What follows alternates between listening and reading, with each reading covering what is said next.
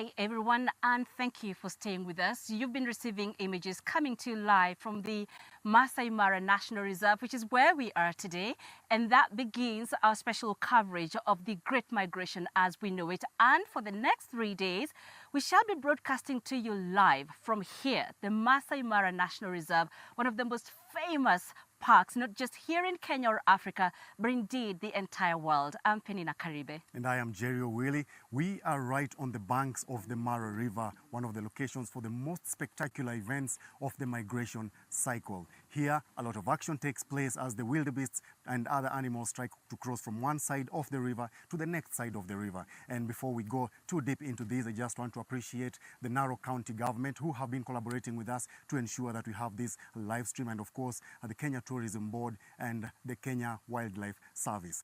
So Penina, you have had a chance, of course, to cover before this one of the 7 wonders of the natural world. How has it been so far, and what do you expect of this next time that you have gotten? Oh, Jerry, it's simply spectacular. I mean, I've been here since 2012. You can imagine how many times I've come here since then. I was back here in 2017, and I also had a few opportunities to come and visit on a personal capacity. And I'll tell you what, it just never gets old. I mean, this is one of the most spectacular things you could ever witness. And all of it happening in its raw element. I mean, it's uninfluenced by anybody, you know, it's just nature happening, taking its course. And I have to tell you, this is going to be a special treat, not just for me again, but also for everybody who's tuned in, because this is the Mara in all its splendor and glory, Jerry. Yeah. Yes, it is. And for me, it is my second time covering this very spectacular event. And as Penina says, I can confirm that the thrill never fades away. Whatever you feel the first time, you continue feeling every other time that you come here. And of course, it's something that's really magical.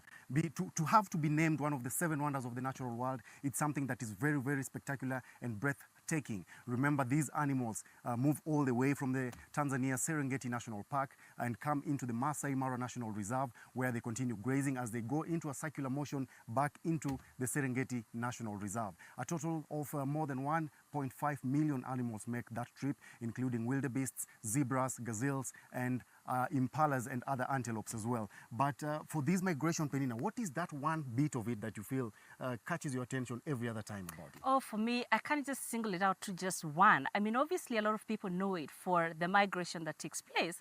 But I think for me, what I would say makes Mara so special, Mara is really what we call it popularly here, the Mara. What makes this national reserve so special is not just the migration in itself, but it's also the unique factors about the Mara. I like what the locals here say. They say it's not just the big 5 that you're going to see here, and the big 5 is the lion, the leopard, the buffalo, the elephant, and the rhino, but they have what they call the big 9. So the 5 that I mentioned, and as well, the cheetah, the hippo, which are grunting right behind us here in this river, as well as the zebra and the giraffe. So that makes a total of 9. And the thing about the Mara is that it's so easy, Jerry, to spot these animals. You really don't have to, you know, spend hours driving around, and largely because of the landscape of where we are. I mean, if you look around, it's just flat. It's savanna, this savanna, typical African savanna as we know it. I have to say, the beautiful sunrises and the beautiful sunsets, Jerry, all of that, I mean, it's just a cocktail of things that make this place really, really special. It just, like you said, the thrill never fades. It is. And just to give them a bit of some history about the Masai Mara, it's drawn from 2 words. The Masai meaning the dominant community that resides around this region here, who are the Masais, and also Mara, which in that local language means dotted. So this is a vast grassland, very, very huge tracts of land here that are only dotted with droplets of acacia here and there. And as Penina says, the horizon here every morning, it's very breathtaking. It's something you never want to let go of. If you're here, you want to always be waking up early to catch a glimpse of that. And as you mentioned, Penina, right behind us here, we have herds of hippos, and these are very huge animals. But also, you can see crocodiles, and these are 2 animals that are on the vast ends of the animal spectrum, but yet continue to coexist during their stay here as the main residents of the river. Now, the hippopotamus are herbivorous animals. The crocodiles are carnivorous animals. If they get a chance, the crocodiles would easily devour the hippos. But there exists some unexplained respect between the animals, and people think maybe it's because with their vicious nature and the potency that each of them have, they give each other that respect and give each other their space. And of course, when the animals come to this point, Penina, that is one of the most breathtaking events that happens here, when the wildebeest cross from the one side of the river to the other side of the river. You know, I actually wanted to jump in when you were talking about the hippos and the crocodiles, because just a few days ago, Jerry and I and the crew actually had the opportunity to see one of those crossings. Because the thing about this migration, it's called the Great Migration for a reason. It's because it involves, like Jerry said, so many animals in their millions. And so it doesn't just happen in one moment. It keeps happening throughout a stretch of time. And so we witnessed that crossing, one of them. And Jerry, you were there. You remember there was this crocodile that was coming. And I think there's a hippos as well just in that space.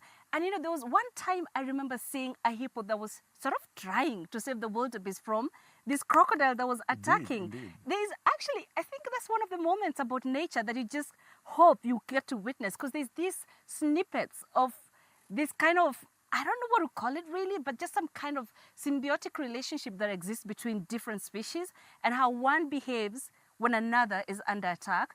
And to me, I remember wondering, oh wow, does the hippo actually understand what's happening here? And so is it like doing it intentionally, or is it just feeling disturbed? And so it's just trying to have some peace in its space. I don't know, but it's just incredible snippets you get to experience in the wild. It is. And as you also mentioned, just the same day that we witnessed that crossing, we also witnessed animals that were not fortunate enough to cross to the other side of the river. Heartbreaking for me. Heartbreaking, but as well, it's the cycle of nature. It's life in the wild. We got a chance to see some of the wildebeests actually being dragged under the water by the crocodiles. Now, the crocodiles hunt their prey by suffocating them. Once they catch the prey, they suffocate them. And during the wildebeest migration, the Great Migration, that is, it is a harvest season for them, a season of plenty. So they know every single time these animals have to cross from one side of the river to the other, they are assured of a meal with very minimal effort put in place. And we got a chance to see some of these animals actually taken away by the crocodiles. And as Penina mentioned, the hippos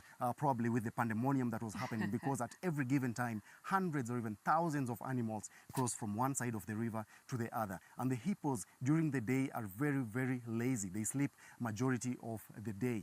And when such things happen, it sort of maybe disturbs their peace, and they just want some calm restored there. So they come and, you know, just try to end whatever it is that happens there so that they can continue with their resting period. And remember, just before I let you in, Right. this migration from the Serengeti to the Masai Mara National Park sees the animals cover more than 1,500 kilometers, and it's a journey that never ends. And through this journey, you see the complete cycle of life in the wild. Yes.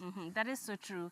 I mean, it reminds me of what one of our cameramen yesterday said, because we were driving out of the park and we saw a buffalo that had just been killed by this pride of lions, but then they'd abandoned it. It was a female buffalo, which made me feel, oh no, I hope it didn't have a young one. You know, but one of the cameramen said life and death coexist, and you actually see that very clearly in such a setting.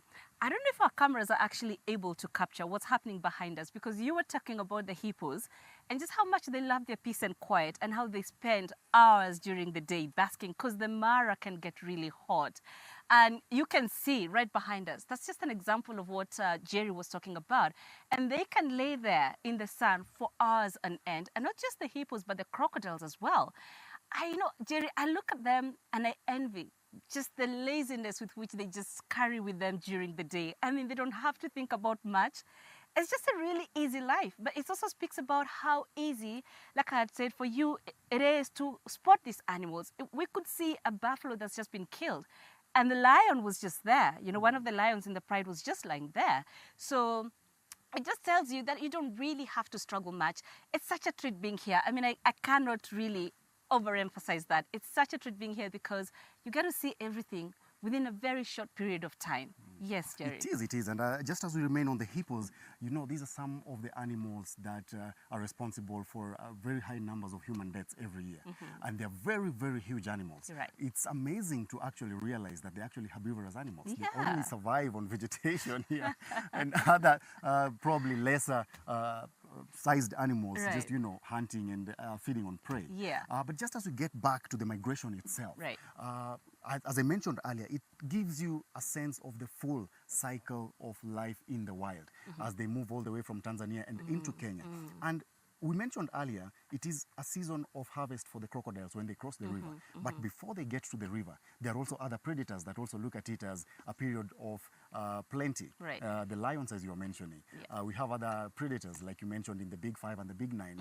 The leopard making it into the Big Five, the cheetah making it into the Big Nine. And for them as well, it's something that I would imagine it's a season that they know they're never going to lack. But Yeah. of course, so long as you put in the effort, you're always going to get something. And that's the thing, Jerry, even the hyenas, like what we saw this morning when we were yes. driving, you know, so easy to spot them. And a lot of people think, did you know, by the way, Jerry, speaking of, that Mara is actually a research center for the hyena species. And they compare the predatorial behavior of the hyena versus of those other predators in the park. And for a lot of people, they think that the hyena is quite lazy, but it's not. These are animals that actively hunt in parks. So when we talk about life, the cycle of life and death during this migration, it's not just the cats, it's also other predators like the hyenas and the wild dogs and so many other varieties that I'm sure as we move on, we will discover, Jerry. We will. And as you mentioned, the hyena, it's very interesting. You know, they're one of the few predators that are very, very social. They hunt in packs and they are led always by a female, which is different from the lions because every lion pride is led by a male lion. They're commonly known as the king of the pride. Right. But as well, so now we have the lions, we have the hyenas here, we have the leopards, we have the cheetahs. How many times have you managed to actually see a leopard in the Mara? Because that is one of the most elusive animals in the wild. I have never. Can you believe that? Like so many times I have come here, I've never managed to spot a leopard. You know, that's actually how good they are at hiding. But that's not to mean that you wouldn't see them. You know, they are there. And you will know when one has been spotted because there's a lot of communication that happens, you know, just amongst the tour guides that are in the park, and they will let you know where the leopards are. Yes, and as you mentioned, the Mara is so much more. Other than the great migration that happens here in collaboration with all the Tanzania Serengeti National Park, it is also a place where people do a lot of research on wildlife and, of course, even the vegetation here. Now, we have lined up a very robust content plan for you this day and for the next 2 days beyond this. So that you just get to an understanding of everything that happens here in the Mara. And later on in this same broadcast, we are going to be getting some very good insights from the lead warden here in the Masai Mara National Reserve, that's Stephen Menis. And he's going to be just talking to you about the science behind the Great Migration and, of course, a bit of wildlife protection and everything that happens in here. I don't know, do you look forward to that in conversation? Oh, I do. I've got lots of questions. For example, there are those animals making the trek for the very first time, but there are those who've done it before. And I just keep wondering, given the vast expanse of this reserve, do they remember, like the elephants do, which is the route to follow, or do they just take a chance? You know, it's one of the questions I want to know. And also, just how does that then affect the whole ecosystem of the Mara? You know, I want to know what drives this migration, you know. Can you tell, is it a specific time of the year or does it just randomly happen in the year? Yeah. There's a lot to look forward to. There's a lot to look forward to. So stick with us. After this session that we have here with my colleague Penina, we are going to throw you over to our colleagues in Beijing for another session as well. But remember, later on, tune in again. Just remain with us as we wait for that insightful engagement with the Masai Mara Chief Warden, that's Stephen Menis. For now, we're going to leave you in the capable hands of our colleagues in Beijing. Hunters, prey, and scavengers, land rulers, and water dwellers. All among more than 100 species of mammals and bats found in this vast mass of land. The Masai Mara. Undoubtedly, one of the finest collection of wild animals anywhere in the world. Here, survival is constantly at threat. Thus, from August 16th to 18th, as CGTN Africa takes you deep into the Masai Mara to give you an unhindered view of life in the wild.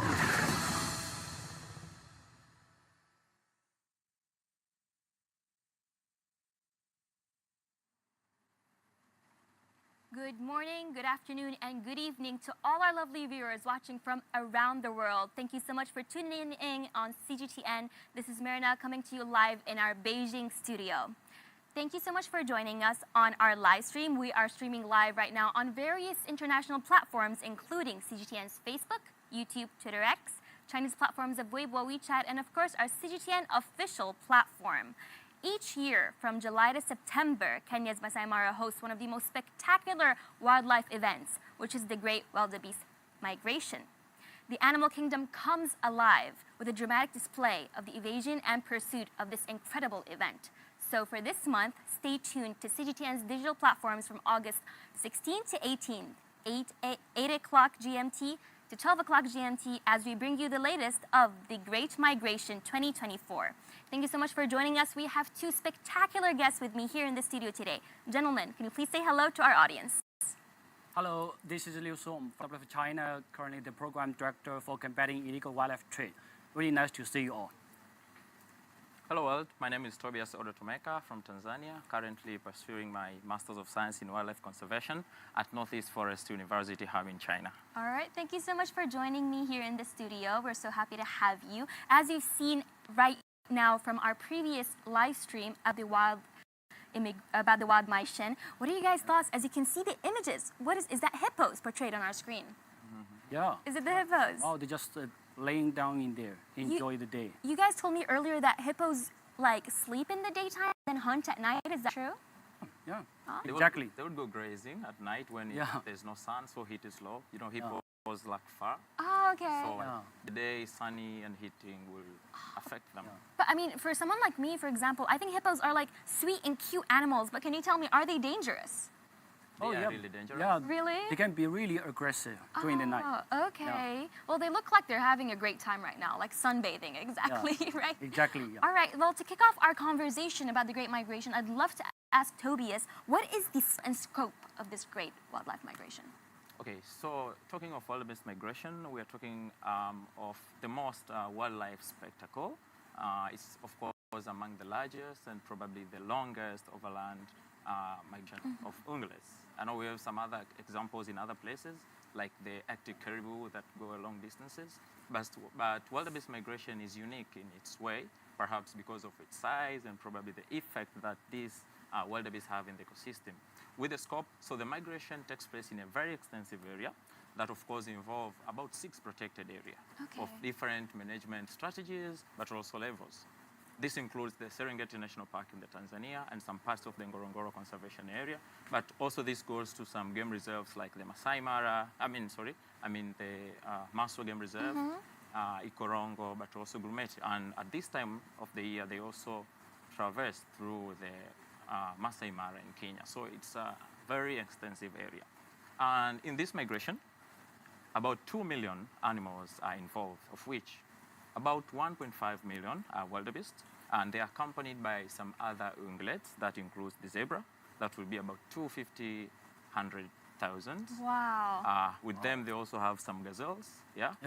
as the migrating species. But this also includes some other species that might join them in some parts of the migration, that like the elands and some other coupling predators that are part of this migration. Fantastic. Well, thank you so much for introducing like the scope. And I know you also used to work at one of those reservations. Yeah, I've been there, Right? several times. Oh, how's the feeling being there? I've Yeah. never been yet. Enormous. Yeah, It's really good. nice. Yeah, lovely. Well, Mr. Yosong, can you tell us, what is the significance of this wildebeest migration? Can you tell us? Yeah, firstly is, this is a really large group of the beasts. They were traveling, nearly thousands kilometers, in the whole trip, which look at the limbs, which is really marvelous, Besides the scale, actually, what is more importantly is that it is kind of like, a harmony, shows among this whole region is that, the dynamic change of the animals and also the dynamic interactions of the animal with the ecosystem. Because when we look at the animals, they're just not just traveling, they will go searching for food. They were just for, mating and also, finding food and also like waters. And also they are on the other side to provide the livelihoods for Yeah. the predators, like the lions and also like the hyenas. So they actually sustain these predator groups. So which is it is a symbolic event that shows what is the ecosystem works, And besides this, the interconnectedness of the ecosystem, what is more important, it is also a kind of like a cultural symbolic for the local community and also for the whole region.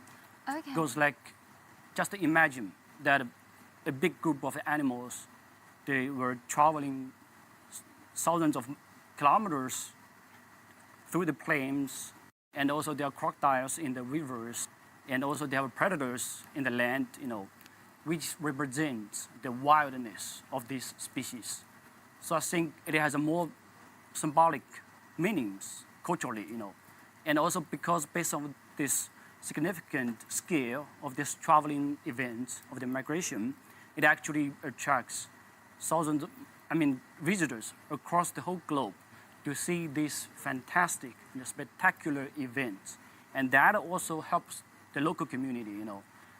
The revenue generated from there actually benefit the local communities in the Kenya, in Tanzania, and that in another return also contribute to the protection of these species.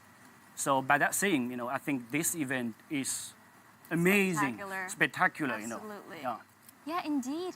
I'd like to go back, take me back to your childhood. When did you start falling in love with animals and trying to work in a field that deals with let's say wildlife? Yeah, I feel like I was connected. The first moment, when I was in Masai Mara, which is 15 years ago, when I saw this spectacular group of the animals and also the landscape in there, I feel like I was one of the members, You felt connected to it. Yeah, All right, definitely. Awesome. Well, Yeah. Tobias, if we can ask you more about the timeline, and for example, can you let us know a bit more, when does it happen exactly? Okay, so talking of this epic journey of the wildebeest, so the migration is actually secular, so we can start at any point, but I think for this time we start at at the point where life of new generation of wildebeest starts. So in January, actually January to March, is the calving season, Okay. which happens in the southern Serengeti and some parts of northern Ngorongoro conservation area, where areas have short grasses, and wildebeest prefer using this area for giving birth to the new generation of the calves. Yeah, and this area is suitable for this because there are short grasses. You can easily see the predators, but also nutrients in that area can support production of enough milk for the calves. Wow. Yeah, so the peak of calving season is during February, where a lot of new calves will be born. So after March, time April to May, they'll be moving westward, some northwards. They'll make some sorts of a number of groups separating, moving directed mainly basing on the distribution of the grasses. Then in June, the western corridor, this is the rooting season, the mating season. So if you're interested in seeing some males fighting, some noises from the gnus trying to attract males and deterring potential competitors from mating, that's an important time. That happens in June. And this is so important, they do this in June because the gestation period for wildebeest is 8 months. From June, 8 months they're again in the southern Serengeti. Interesting. Yeah. Then July to August, they move northwards a bit, passing to some game reserves, including the Grumeti, where they cross the first river, the Grumeti River, going through Ikorongo Game Reserve. Then they cross to the Mara River, going to Masai Mara. That's July to August, and sometimes in September. As for now, they're crossing the Mara River, and some of them are already in the Mara. Yeah, so this is so that because what drives them is the rain in the north. So they take all risk going to the north so that they have access and assurance of food. Then from September and all through October, they're in Mara, and in some parts of the northern Serengeti. They spend there sometimes until November, where rain has come to the previous area, the south, and there is supply of food. From that time, they'll head back to the south, and in January, the cycle starts again by giving birth to the new generation of wildebeest. Wow. It all comes around. Phenomenal. Yeah. Very cycle. cool how you showed me the migration routes as well. Yeah. But you mentioned, of course, a lot of factors which are affected also by climate. But did you guys know we actually have a guest with us right now who is actually your schoolmate, Nathan, who's doing PhD in the Northeast Forestry University. And he will be answering the question, which is how much of an impact does climate have on the migration of wild beasts and zebras? Nathan, if you can please let us know the answer. Now, the Great Migration is really a story about the interaction, the relationship between animals and their environment. And the Serengeti Mara ecosystem is really a place that can be defined by its seasons, the dry season and the wet season. And within these seasons, the landscape will be very, very different. The grasses, the water, so the food and the water availability will be very different. And the distribution of that food and water will be very different. Now, the wildebeest and the zebra, basically what we see as the Great Migration is these animals moving around that ecosystem to follow the food and water. So as the land becomes drier, the food and the water changes distribution, and animals are following that. And of course, this is driven by climate. It happens every year. It's a regular cycle.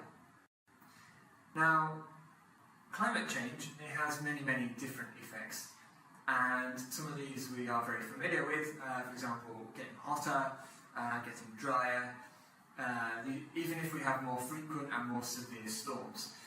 Many places get hotter and drier, and of course this has implications on plant growth and animal distributions as well.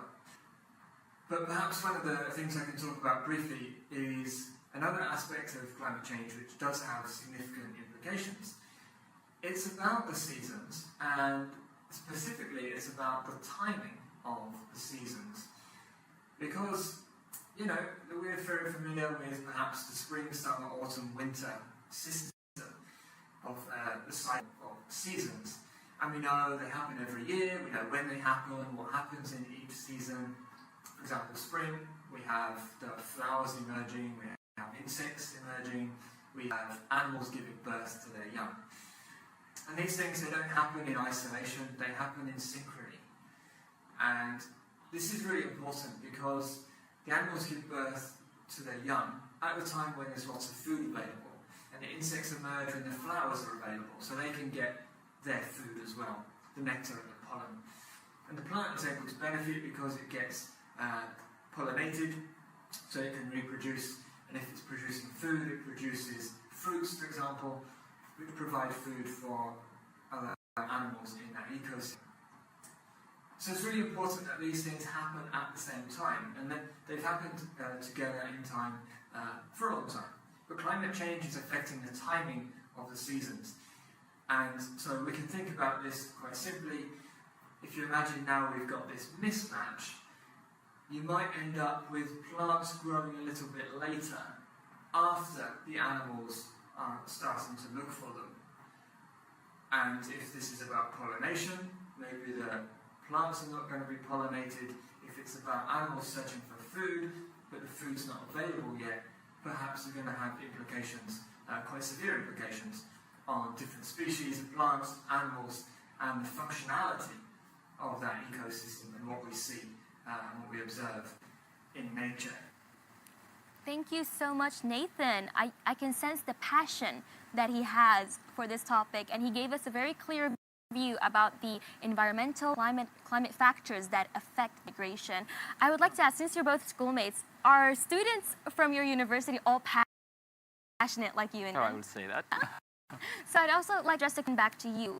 What are the few climate factors that will affect migration? Okay, so as Nathan explained on the synchronization that is between the conditions that drive migration, and food distribution is very important in the distribution, but also the pattern of this migration. So we think of a time where there'll be a great shift in the environmental conditions, say rainfall, suppose. Right, yeah.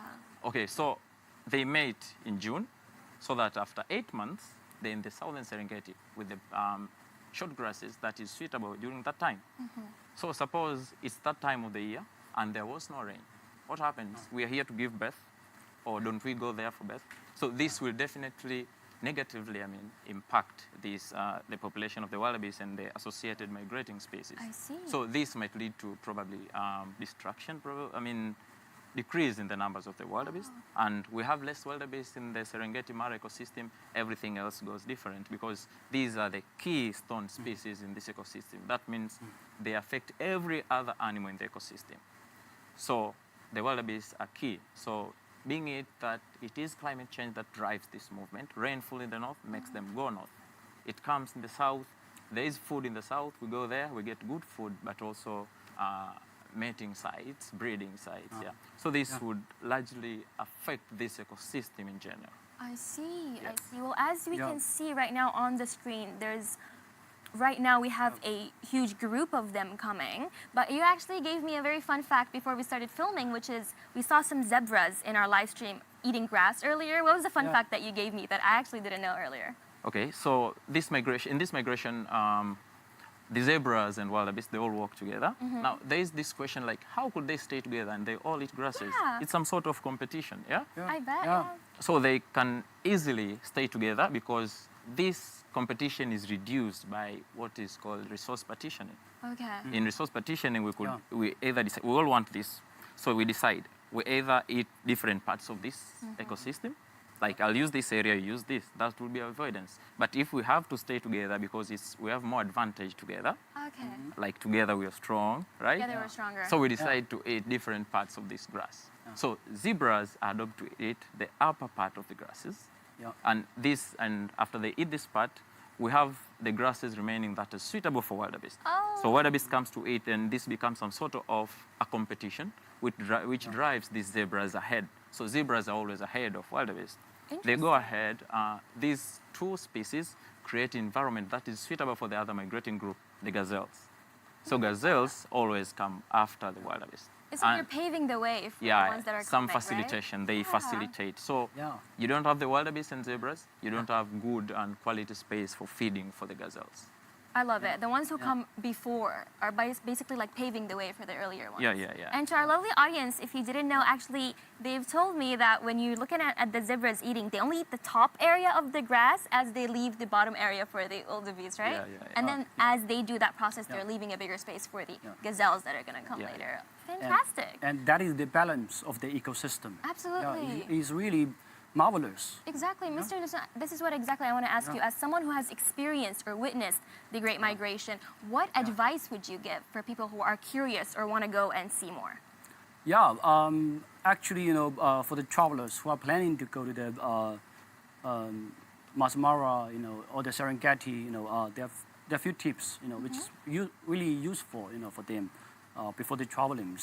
So firstly, it's, I would suggest, to get familiarized with the animals they're about to see, because the more you get to know this type of the animals and also the ecosystems in there, it's gonna make you the whole trip much enriched in so many ways, so that's the first thing.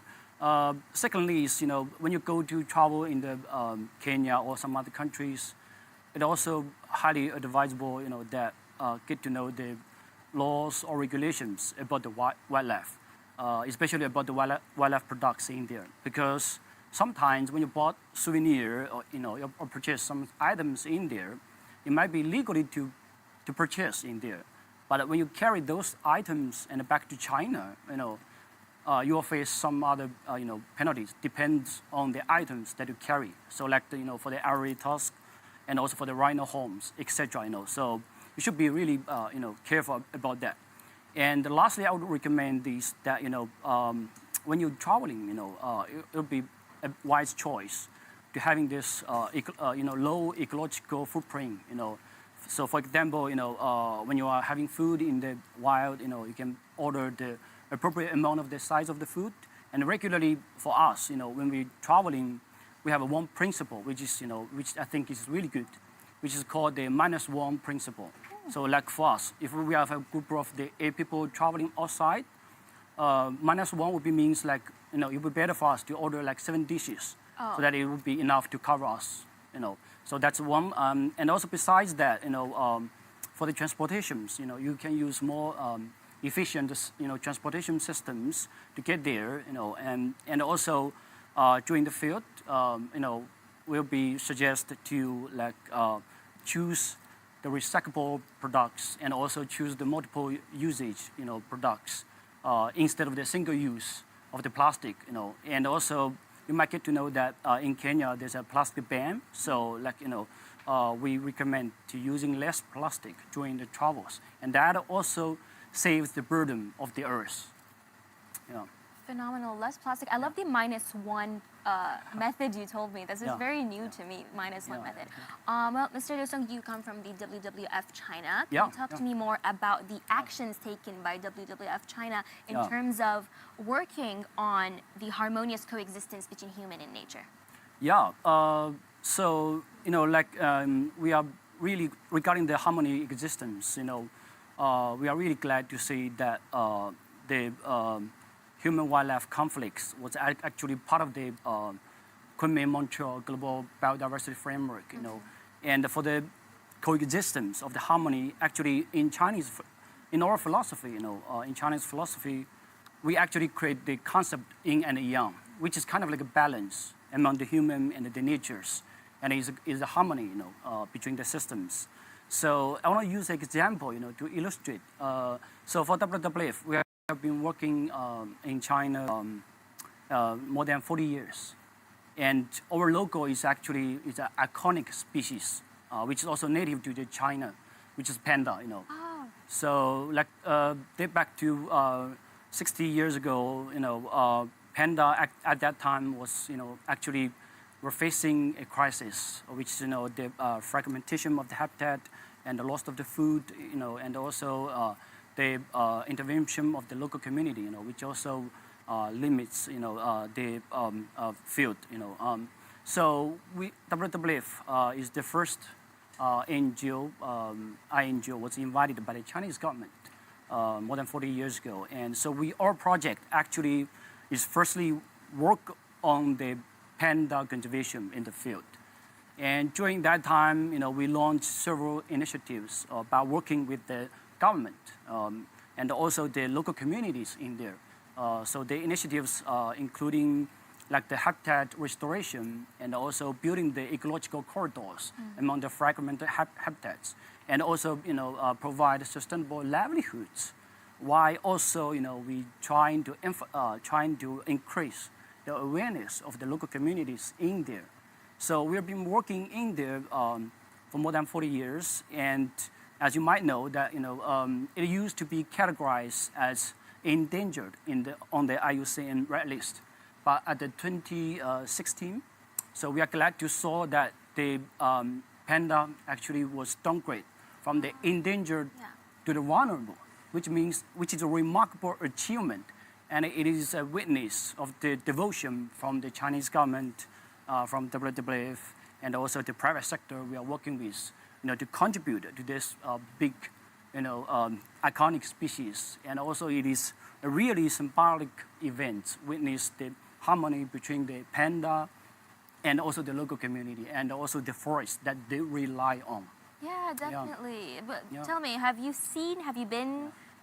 you've been in China for a while now, Tobias, right? Have you seen a panda yet?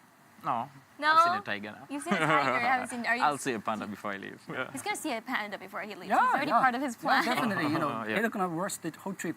Yeah. All right, definitely. Well, let's leave the sweet panda for a bit now, and then we come back to our migration. Tobias, tell me, for example, this kind of migration, what kind of threats do you think that these animals face? Can you tell me a bit more about that?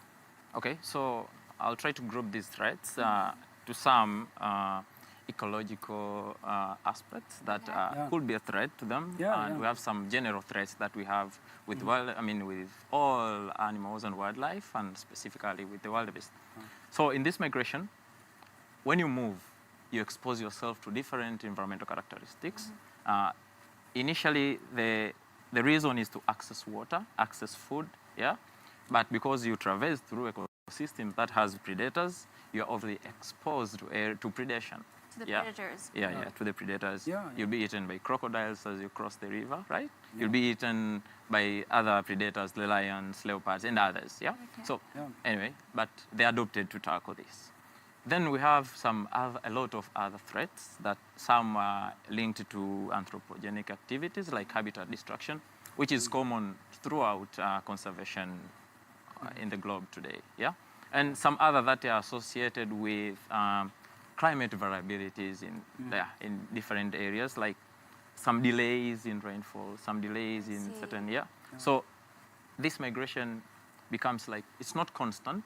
Sometimes there will be some delays. Yeah. So these threats, of course, in a long run, they may affect this population. And if they affect this population, you affect the entire ecosystem. I said earlier that wildebeest are keystone to this ecosystem. That means you remove the wildebeest, you change everything else. Trying to look back in the history where the population of wildebeest went very low was in 1960s, when the studies on wildebeest started, there were a few hundreds, very few of them. Associated ecosystem challenges like fires, because when wildebeest pass in an area, they take a lot of grasses. When you take a lot of grasses, there's reduced fuel load grasses for fires. So by their presence, there is a reduction of it, and other stuffs. So being keystone species, they also affect every other species. For example, in the past, the Serengeti was entirely a grassland. But with the increase in the number of wildebeest, we have habitat heterogeneity, some areas, some woodlands with other animals like elephants, the black rhino, which is critically endangered, and some other species of birds that require trees. So these threats to the wildebeest, if more pronounced, they also affect the entire ecosystem. So by their movement, they're also exposed to some other threats like diseases. I see. We have zoonotic disease that could affect both. That's the big cattle, also, but also animals that are closely related to cattle, like the wildebeest and the buffaloes. I see. Yeah. So and also the human-wildlife conflict, which I mentioned earlier. Well, exactly. Since the animals you mentioned, I also know, Mr. Liu Song, what about the big fives? For example, if you can give us some input about, let's say, elephants, for example. For the big fives, for example, look at the elephants, because elephants is also the iconic, species in the African continent, and it is highly precious, gift, from the God. And I think if we look at these elephants, we realize they are facing two big categories threats. The one of them, which is at the landscape level, which is more at the conservational side, which including the habitat fragmentation and also human-wildlife conflict. And another one side would be the illegal wildlife trade, which is not known to the most of the public audience. So for the elephants, if we look at these issues, we need to solve. I mean, when we protect the elephants in there, we need to look at the whole. We need to employ a holistic approach to address these threats. So at the conservational side, definitely, for WWF and also with our partners, we need to work together.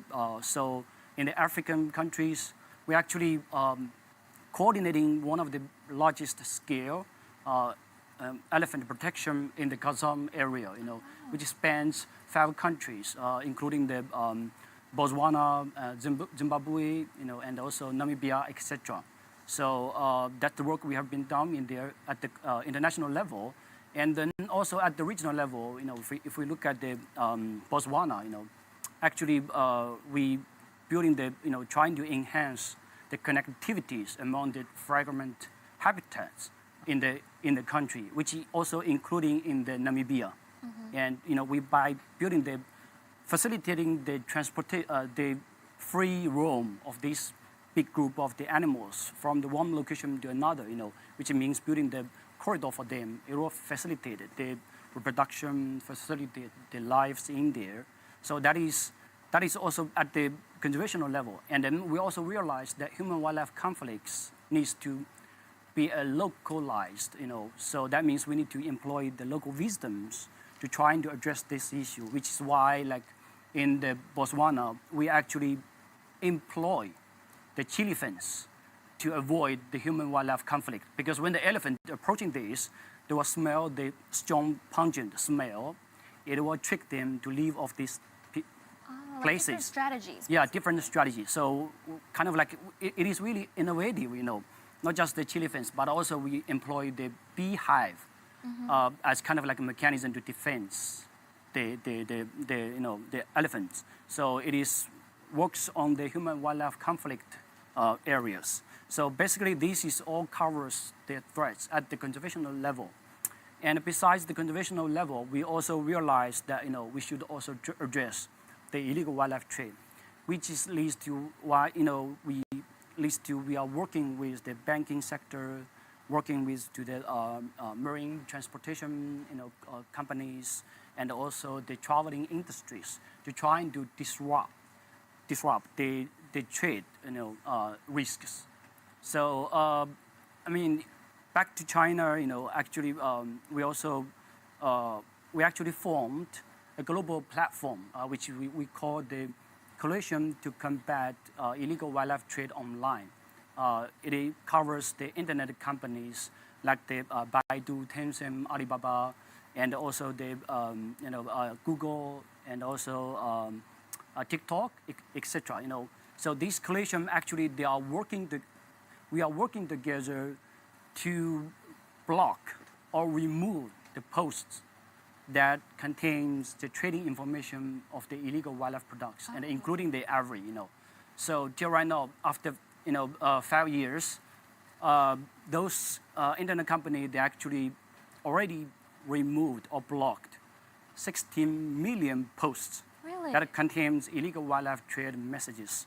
So which is a remarkable event. And also we realized that the company, the corporate, they can play more critical roles to enhancing, to disrupt this illegal wildlife trade chain, which is also we realize we need to work with the private sector, like the internet company, but also another factor we need to take into consideration, it is the law enforcement efforts from the government. So especially that when we're working on this topic, we realize the government can play a far-reaching effects, to combating the illegal wildlife trade, and so that leads us to working with the Chinese government together jointly, to launching the precise campaignings targeting to the travelers. They might potentially, carrying this illegal wildlife products, to just send them the message to aware that the risk of carrying this type of products. Right, so as a reminder. As a reminder, yeah. So that is why, by working with the government, this one particular milestone event I would like to share with you all is that we actually conduct the feasibility study of the closing ivory market with our partners, and also we support the Chinese government, to doing this. So which leads to the closing the ivory ban of the Chinese market, the ivory ban of the Chinese market in the 2017. So the Chinese government announced this big news, ivory ban, to the global, which is a huge commitment to the protection of the elephants in Africa, and is a symbolic event which represents the Chinese government devotion to the ecological civilization. It manifests our government, commitment to the CITES, commitment to the protection of the biodiversity, and which aspire other nations to follow this trend. That's right, because in the end of the day, like you're saying, this ecosystem isn't just about like one country or one continent. It's all connected with each other. So if one of them has harm or is being harmed, it does affect the entire ecosystem, doesn't it? Yes, as a whole. and this one has been so effective because the population of elephants is now increasing after this movement. So China played a great role in conservation of elephants. Yes, because the market was mostly in the east. Okay. So by banning the business in the east, then you're reducing the possibility of taking these I see. Well, it's always lovely to hear that a specific animal species is increasing in numbers as to, like, let's say, almost being extinct or having a small portion of it. About 2 months ago in June, I was in, I think it's an animal that's related to your hometown too. I was actually in Yancheng in Jiangsu, and then the Milu deer over there, they said back in the day it was also like the numbers were quite decreasing, but because of the efforts that the conservation camp in Yancheng is doing to protect them, that the numbers have increased so much, and some of them don't even have to be in the like nature reserve. Some of them are like set free to nature just because they feel so comfortable. Yes, yes. They are right now like have the a large wild population of the Milu deer, which is also called the Pierre Davis deer, in the southern part of China, like the Dongting Lake, which is really close to my hometown. You know? Is it? Yeah, I felt like when I mentioned Milu, you're like, oh, that's close to my hometown. Yeah. Even the birds over there, they said that like the lake over there, they treat it as a transit center. So exactly. it's when they're migrating to other countries as well, they pass by there. And then when you do ask the locals or like the workers over there, you're like, why do they choose to come here to transit before their travels? They're like, because they feel so comfortable with the environment, and also because the cuisine, like the food is very comfy. So this is like my next question also for Tobias. When they are migrating, how do they get food, for example, these animals? How, like? Like the factors of what do they feast on during these migrations? Okay, so the zebras that are always ahead of the movement. I said earlier they like browsing the upper parts. Right. They are basically grazing on grasses. I talk of grasses like it's not only grasses in this ecosystem. There are a lot of some other herbaceous plants within that part. I see. So eating some other parts facilitates other species. So studies show that 96% of the forage for the zebra, they are basically grasses. So they will eat a very small portion. A very small proportion of their diet is composed of some other plants that are not grasses. Talking of wildebeest, they're also grazers, but grasses as grasses, they only contribute to 76%. That means the remaining percent contains some other herbaceous plants. Talking of the gazelles, the only 26% is made of grasses. The other proportion is made of some other herbaceous plants. It could be legumes, some sort of, some broad-leaved, and some other species, they will prefer to eat a mix, So this... Those are the wide appetites one. They're fine with everything. So everyone eats what they like, but also it reduces competition. And this drives the movement. So here's an ecosystem. Here's a place we're migrating. There is a lot of grass. So I'll eat to this point. When zebra finish the upper parts, the wildebeest will come to take their parts. That pushes the zebras ahead. Wow. Now, after we've finished this part of the grasses, we facilitate uprooting of some fresh grasses that are small and that are preferred by the gazelles and some other species. I love that. The reason, I love that part so much is because you never think about how, in the animal world, one is leaving something for the other. You just imagine they're just minding their own in packs and going, but actually, as you've explained, they're all looking out for the ones coming after them. So things happen in very fine scales than we can see when observing. We'll just see a group of zebras, a group of wildebeest moving with others. As you can see the zebras right now, who are they? What are they with? Are they with? That's a topi. Ah, topi. Interesting. They're really close to each other. Oh, I love that. And as you see, there's no fighting happening because, as Toby has just explained, there's a protocol, I think. There is some other advantage that animals obtain by being together, which facilitates or it makes easier to survive. So when it's many of us, the probability that I'll be eaten is low. Really? First, because it's a lot of us. It's a whole pack. It's many of us. If a lion comes, it could pick 8 of us. Maybe that won't be me. So that is a first advantage. But another advantage is different capacities in these animals. So, for example, it is known that zebras have a good eyesight than wildebeest. So if a predator is approaching, we are going to see the predator before it arrives. So that helps us, some sort of alerting, like, hey, let's run. While the wildebeest have some good sense of smell, so they can locate the rainfall and the distribution of food. So the wildebeest will show us which way to go, while the zebras, they'll help us locating the predators. Then we maximize the possibility of surviving. You know, we always hunted. Yeah? When you're in the wild, you're always hunted. That is Yes. They are like phenomenal. evolving different sets of the skills, so they can compete with each other and then all complement to each other. It depends on the situations. This is fascinating for me because I never imagined that. Like, zebras with their good eyesight can first locate something and they can see. Hey, a predator coming? Yeah, a predator coming, and then the wildebeest has its own other filters with Yes. the smell. Science. Yeah. That is fantastic. Are we looking at crocodiles right now on the screen? Yeah. Wow. Are they also like? How? I'm confused. Based on what I've seen, I do think crocodiles are like wild and more aggressive, I would say. But as you can see right now, they're seeming pretty chill. I even saw a baby alligator earlier in our live stream sleeping right next to the hippo. Yeah. Right? They are really aggressive. Yeah. If you get close to the water, they'll take So you now down. we see the giraffe walking in there.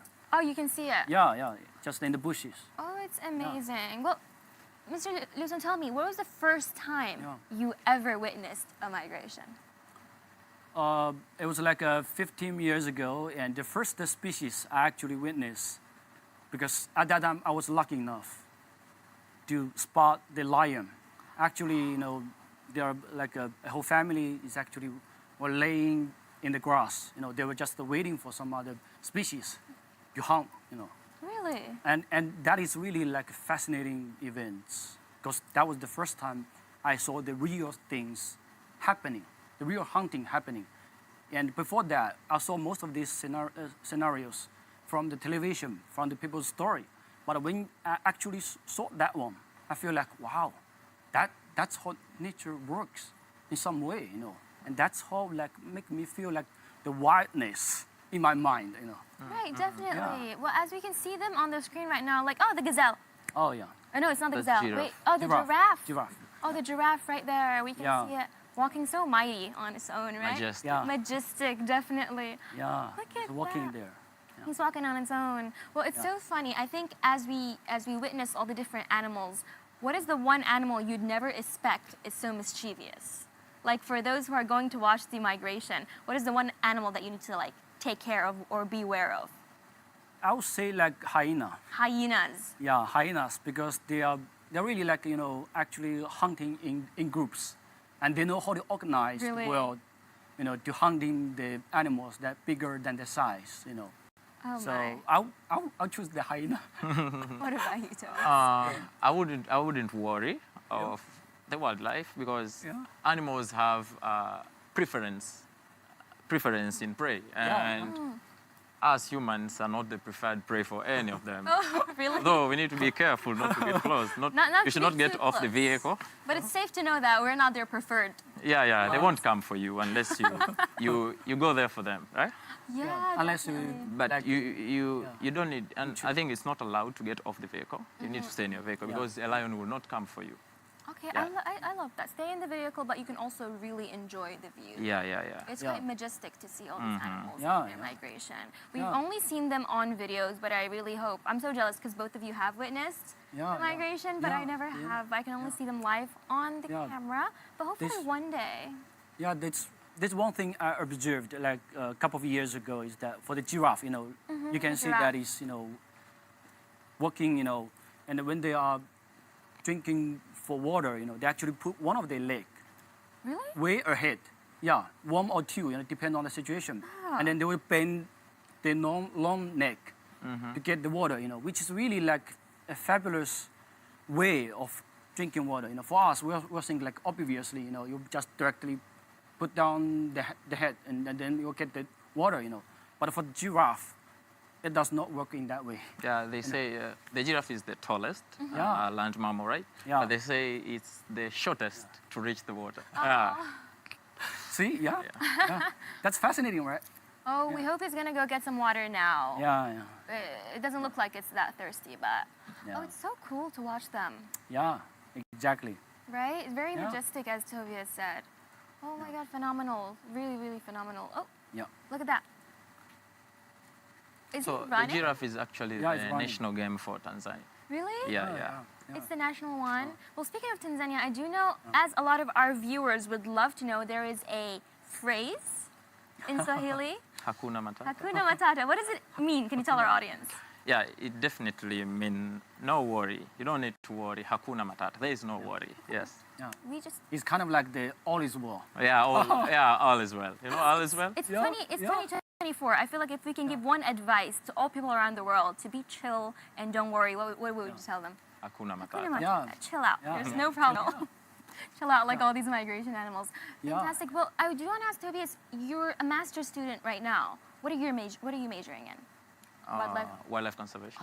Can you tell me a bit more about, like, what does a class usually, what's your research consist of? Because I'm so curious. Okay, wildlife conservation is it's broad, multidisciplinary thing that is of course integrative. Some landscape ecology, Yeah, exactly. behavior ecology, and some other stuff. And for my research, I'll be working on lions. I'm working on lions. Yeah. Wow, Their good for you. behavior, especially in preying. Yeah. Yes. Yeah.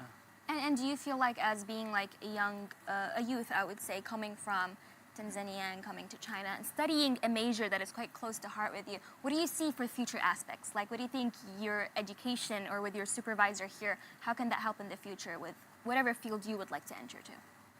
A field I'd like field- to enter to? Like the field of work that you want to enter in the future.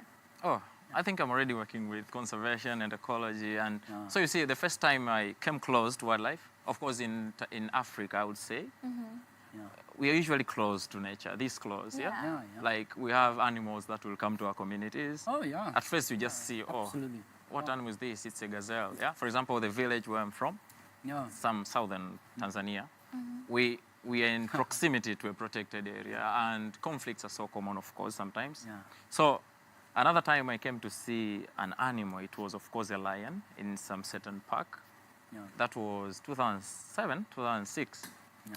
Then I was happy. Oh, it's a lion. Oh, I'll be seeing this. I love nature. But at first, I never thought that this will be my profession. Yeah? Yeah. I just thought I'll be going to the field, observing elephants, observing lions. Yeah. And I loved nature. Yeah. No, it was good when it became a profession. And since undergraduate, I've been going to the field a number of times, enjoying the wildlife. And now I work at the College of African Wildlife Management. We do a lot of fields, and I think I'm happy. And I'm happy today I'm pursuing a profession, a study that basically focuses on the same. So It's something that you're passionate yeah, about. I am. I really am. What is the story of coming to China? Like, what made you go like, I'm gonna go and study, but continue something I'm passionate about, but in another country? Yeah, I really wanted to like become better in what I do. Yeah.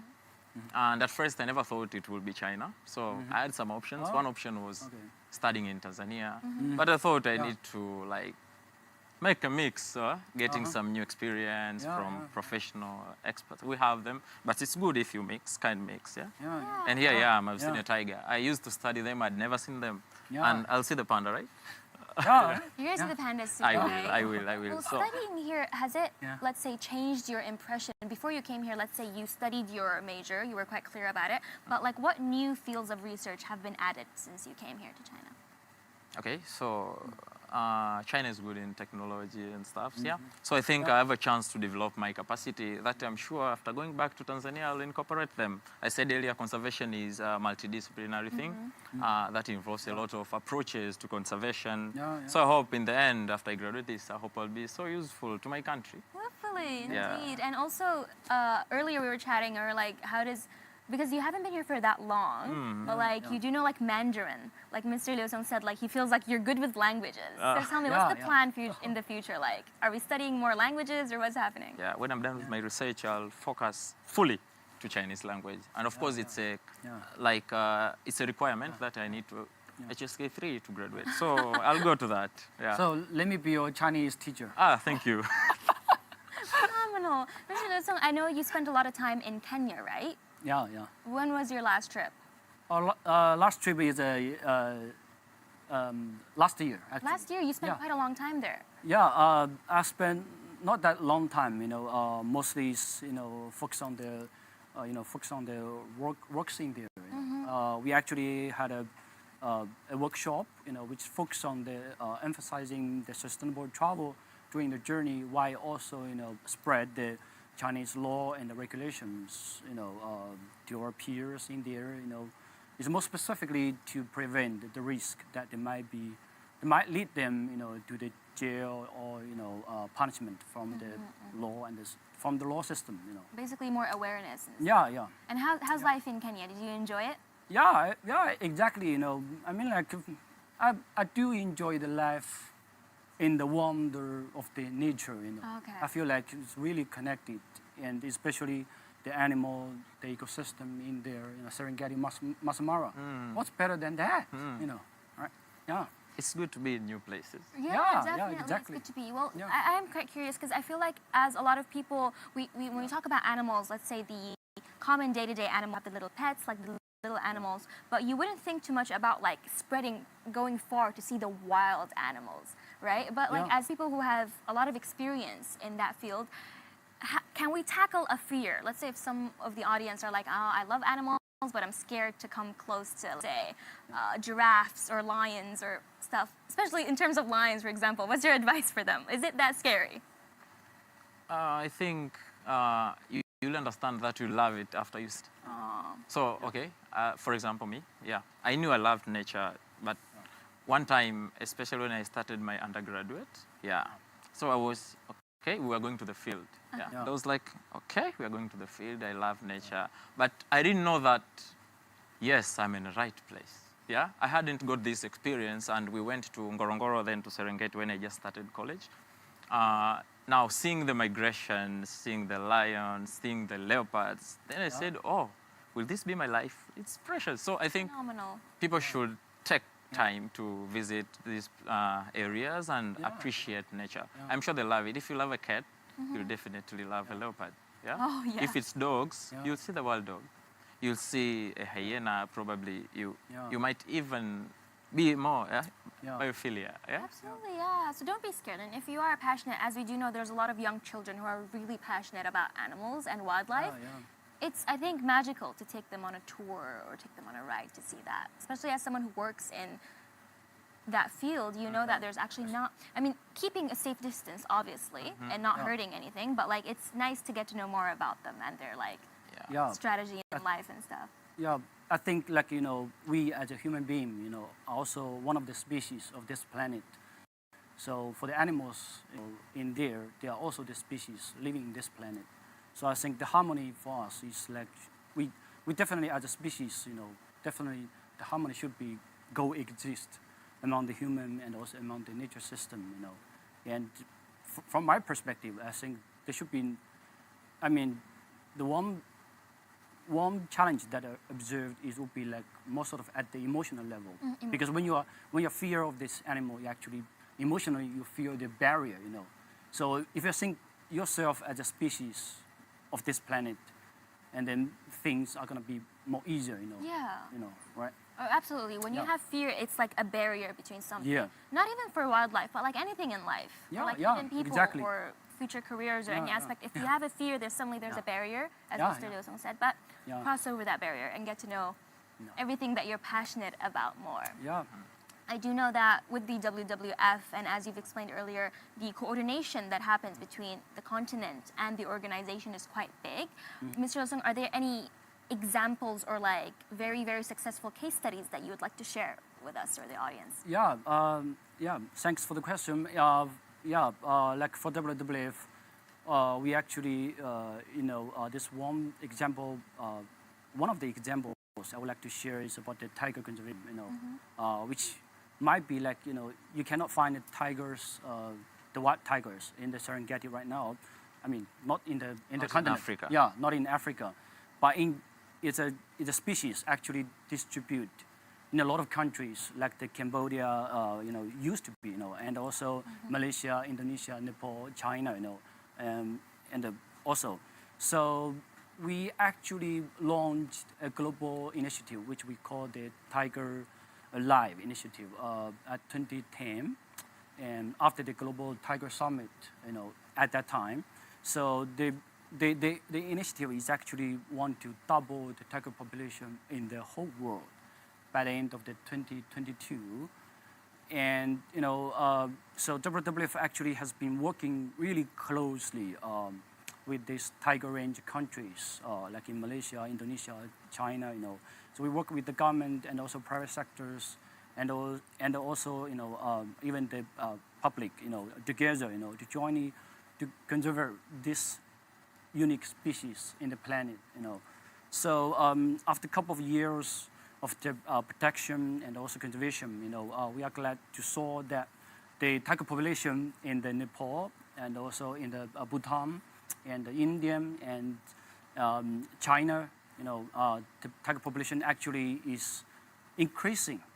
So right now, for example, for the tiger populations in Nepal, it used to be like 15 years ago, it used to be around like more than 100. Right. So right now, it's almost triple, nearly around like 355, tiger populations in the wild, which is a remarkable event, when you look at the species, because for the like flagship species, protect them needs huge amount of efforts, Right. Needs lots of work. So back to China, we actually also working with the Chinese government to take a holistic approach to doing this. So we actually having a team in the northeast region actually focus on the conservation of the tiger landscape in there. So we actually clear the snare that jeopardize the tiger's life, and then we also building the corridors to facilitate the transition of the tiger populations, and also we also feel like the human wildlife conflict is also a threat.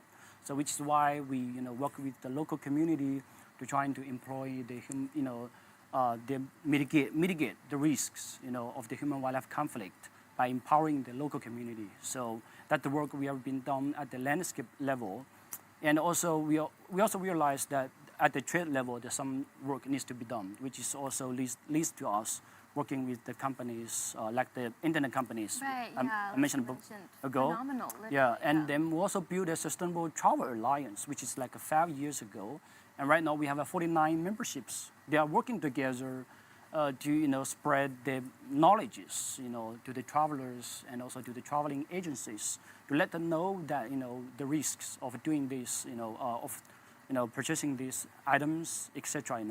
So and also we do the education programs to increase the awareness.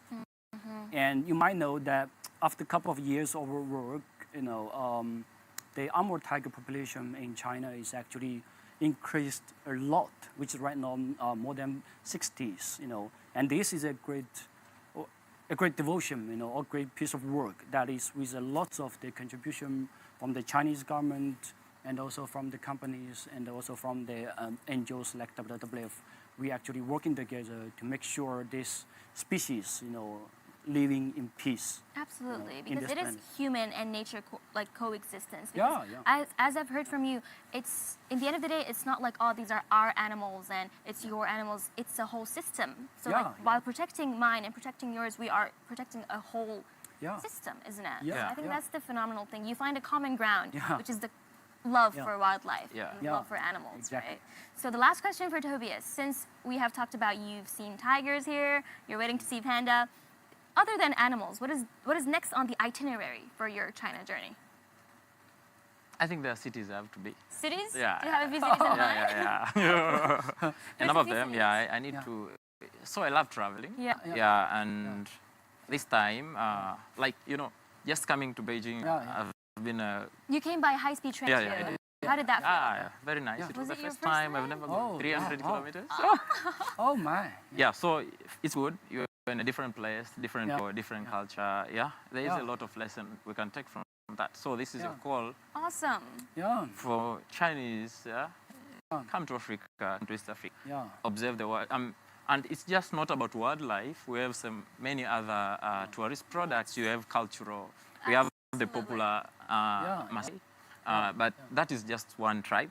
We have more than 120 tribes, There's for much example, more in things to Tanzania. see, and Like this. hopefully more tourism from both sides, Yeah. from our Yeah, friends from yeah. the African continent to China, and from our Chinese friends also to different countries in Yes. Africa. Well, thank you both so much. Yeah. This was a very educational, very entertaining conversation. I feel like I've learned a lot, and hopefully our audience enjoyed our conversation as well. Thank you so much for watching us. This is our Beijing studio right now, CGTN. Stay tuned for the coming few days. From August 16 to 18, we will continue to bring you the latest from the Great Migration 2024. We will say goodbye to our audience. from our Beijing studio right now, and we will check our live stream, our team in Kenya. Bye, guys. Bye-bye.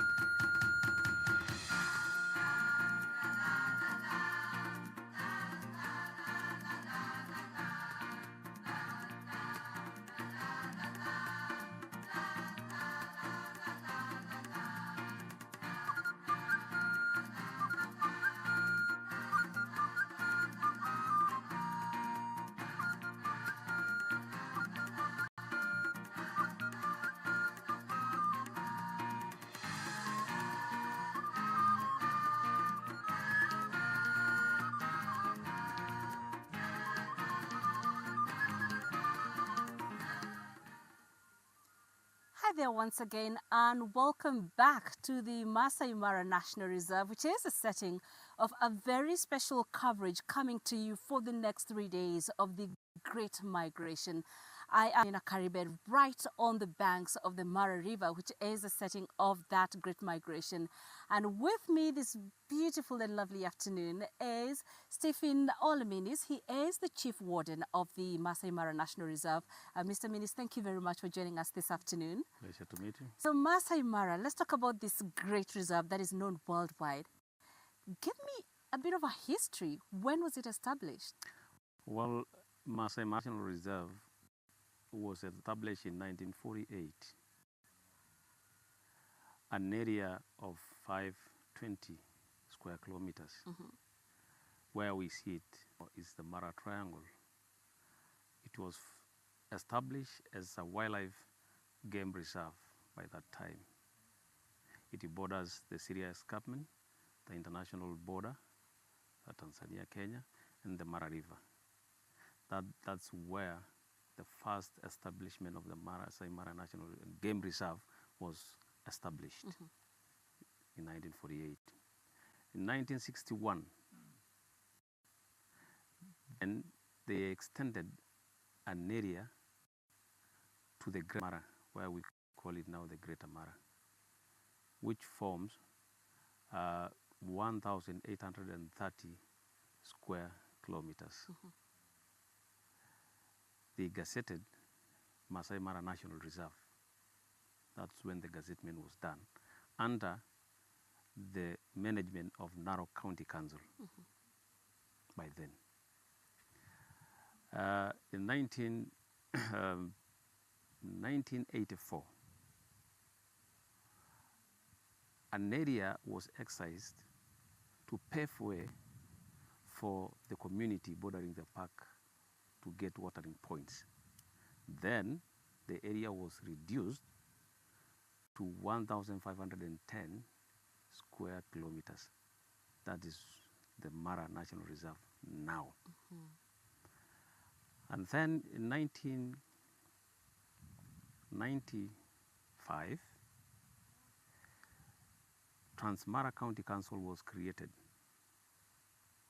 Then the Mara was divided into two by the River Mara. Then the triangle goes to Trans-Mara, and then the Greater Mara to Narok County Council. These two areas were managed by two different county councils, whereby the triangle, the Mara, the then council gave the management of the triangle to a conservancy, a private conservancy. And then Narok County Council continues managing the other part of the reserve. When the new constitution was gazetted, then it created the county governments. Then the park came back into one management of Narok County government by 2013. So that is the history of Masai Mara National Reserve.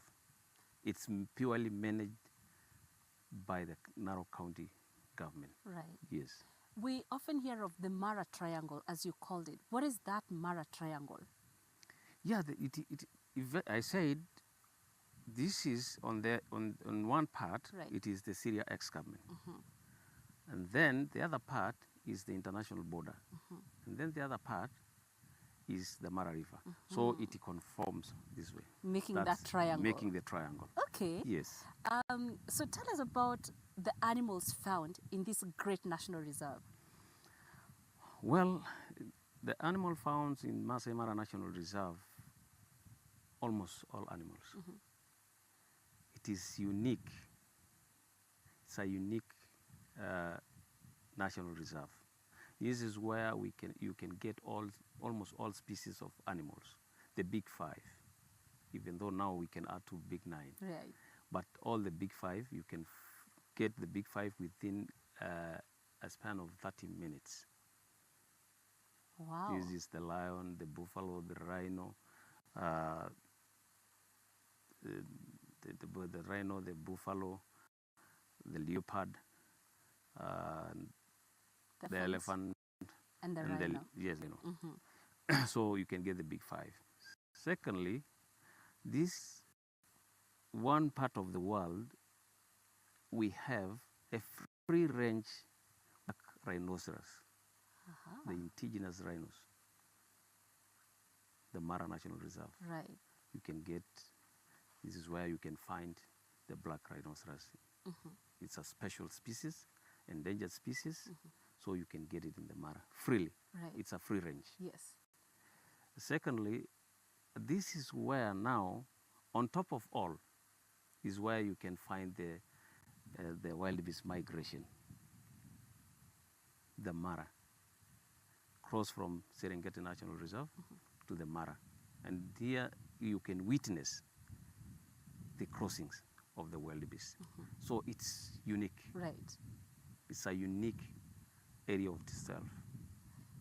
I think we wouldn't be here if it wasn't for that great migration that you just talked about. So give us a history of that migration. Well, this is a natural phenomenon of which people have not even known when it started and where it ends, because it is a fluid year cycle. So they come to the Mara, they go to Serengeti, they come to the Mara when they want to meet. They met here and then goes back to Serengeti around Ngorongoro Crater and then Tutu Plains to calve. So it is, in fact, the history is that they go to Serengeti to calve, they met here. It is a very interesting historical movement. Yeah. Yes. And just to put it into context for those watching, Serengeti is the national park across in Tanzania. That is why you heard the chief warden talk about the border of Tanzania. So that is where they go to give birth to their young ones. And then once they come back to Kenya. They come back to Kenya for another meeting. Yeah. Yes. Have you, I would imagine, definitely, that you've witnessed actually that crossing. How is that spectacle like? Just seeing it. It is marvelous. Yeah. It's so nice. And that's why you see visitors from all over the world.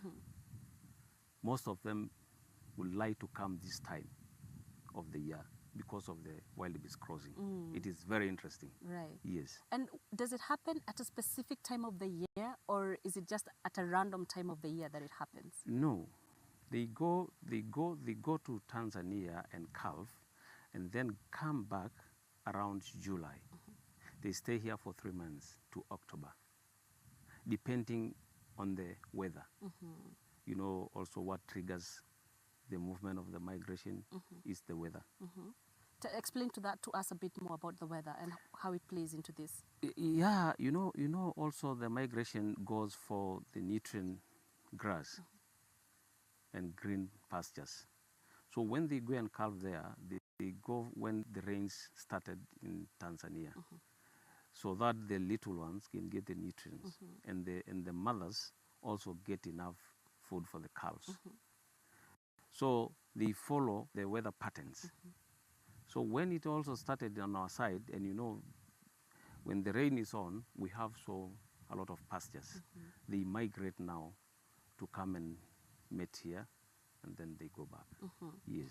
So, just watching these millions of animals cross, it's called the wildebeest migration. But it's not just the wildebeest that do the migration. There's also other animals, right? The zebras and the antelopes.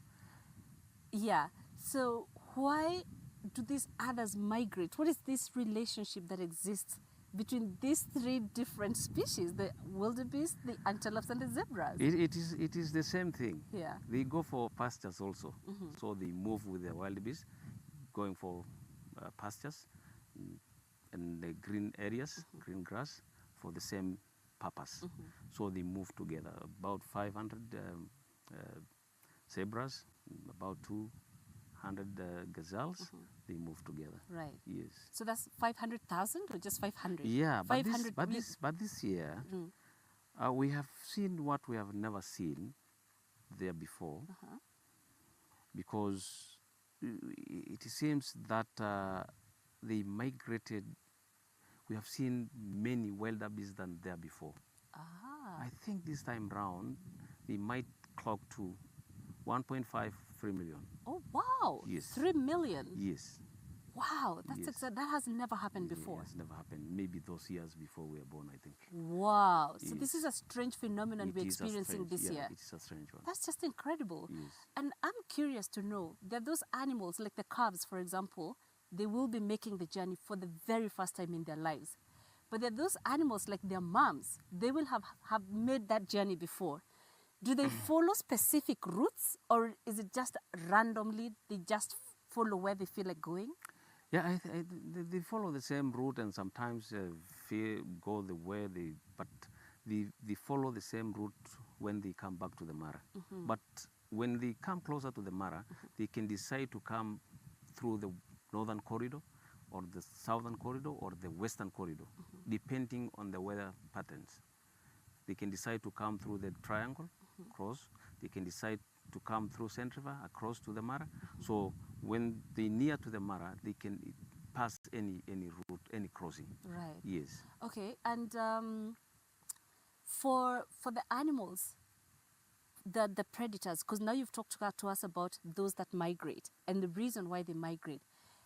Do the conditions of the predators, for example, do they also adapt to those of the wildebeest migrating, or those doesn't, for them they don't really change? Well, sometimes they change because they move with the migration for prey. Yes. So the lions can follow the migration, and then also all the cats. So that means they will also cross the river. But they don't go towards close to Tanzania. Tanzania, because these are almost territorial animals. So when maybe they move around the Mara. Yes. Okay. Yes. And so for these animals, when they go to Tanzania, somebody might wonder what then happens to the Masai Mara, because the Masai Mara is synonymous with the migration. Are there any animals that are left here, and is there a reason for anybody to come and see the Mara at that time? Yeah, we have so many animals. We still have the residents wildebeest, and still have the resident zebras and gazelles, and obvious the other big five is they don't move, they're there. So Masai Mara is as usual. We don't experience anything. Right. It is as usual. We have the same animals, except the migration moving back to Tanzania. Yes. For the animals that are resident here, the wildebeests and zebras that do not migrate, what do you think makes them not follow their counterparts? It is natural instincts. Yes.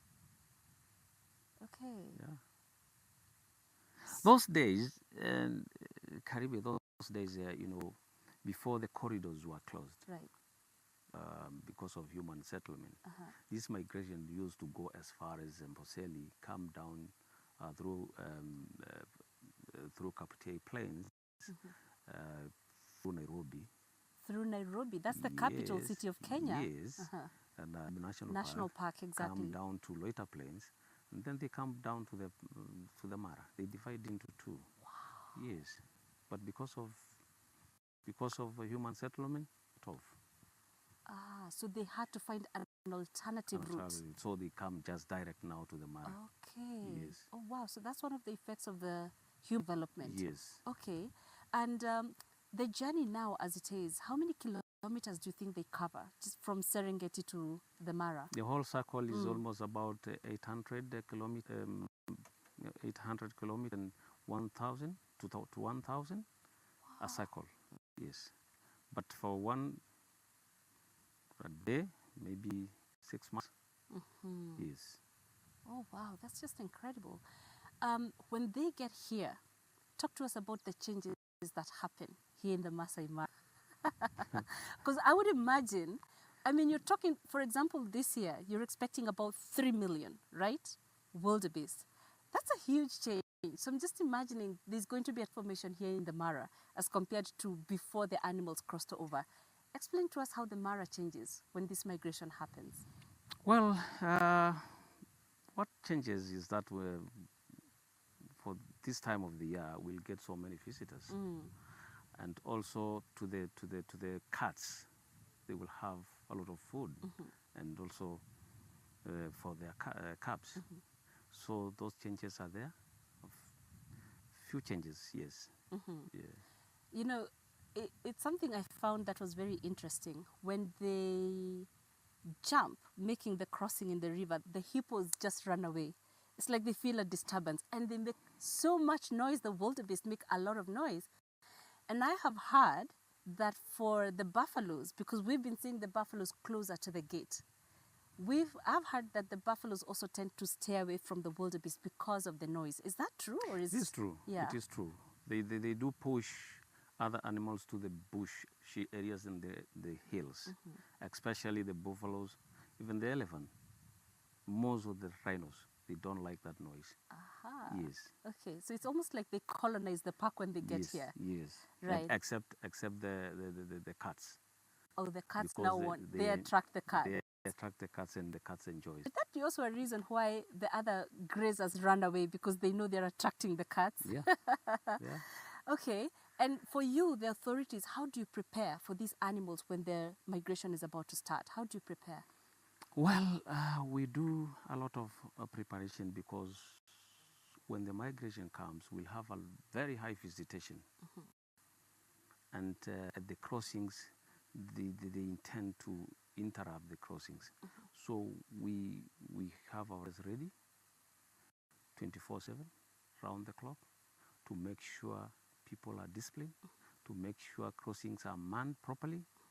So we prepare ourselves, and then many people are coming in, so we must have proper security all over. Yes. And how do you also collaborate with the Tanzanian authority, given that the two sides actually share this heritage? Well, we have a very, very good collaboration with the Tanzanians. Most of the time we do patrols together along the border, because one thing, the animal doesn't have border. So we do collaborate together and do operations together, especially to make sure no poachers coming following for meat poachers coming following the wildebeest. Right. So we do collaborate together with them. Okay. We don't have any. Okay. Yes. We talk about climate change. We talk about, like you just mentioned, the growing urbanization. Has the migration been affected by these factors or not over the years? Yeah, the migration was affected maybe years back when the drought was severe. You know, the migration do follow the rains, the weather patterns. So it has affected entirely the migration somehow. How was that affected? Some years, maybe we see them coming to the Mara, few of them. Yes, few numbers. Right. But this time round, we have very good numbers. Yeah, there's been good rains in Kenya. Yes. Okay. Oh, so that's why you're expecting the huge. Yes. Okay. Yes.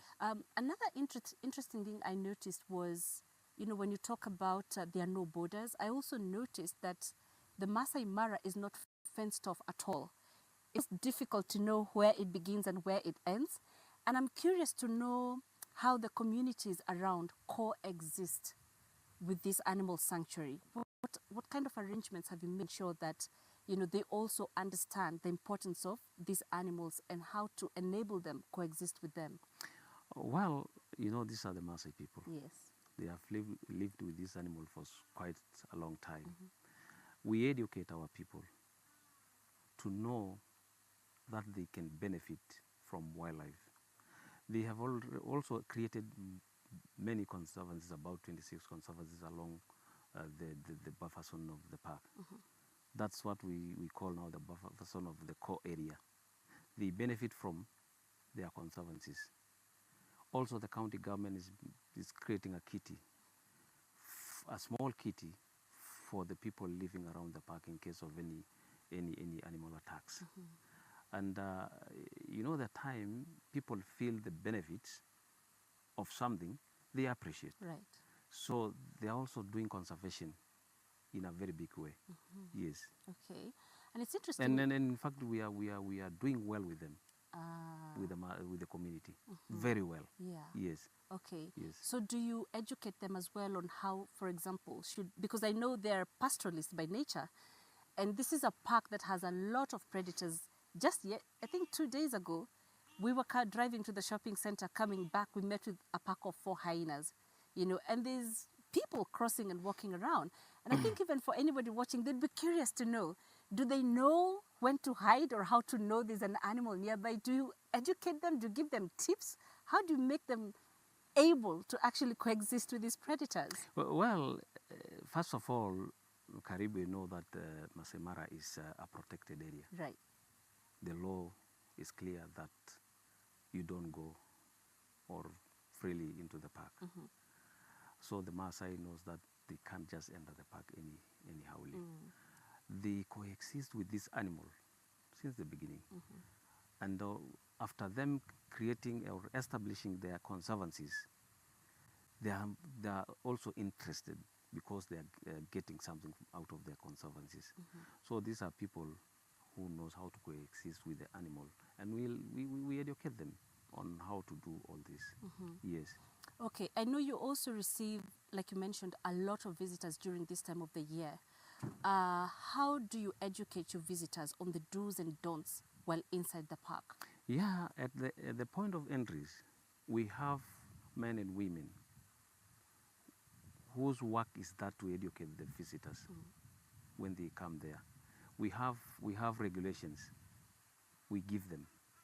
So when you pay, you are given regulations so that you can read, and the driver guide can give the visitors, and he can read to the visitors that this is what we are going to do inside the reserve.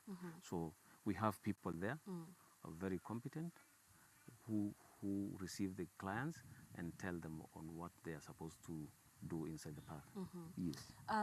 I'm also curious to know, because of the huge numbers of visitors that the Mara receives, is there any kind of stress on the animals because of the huge number of humans at that time?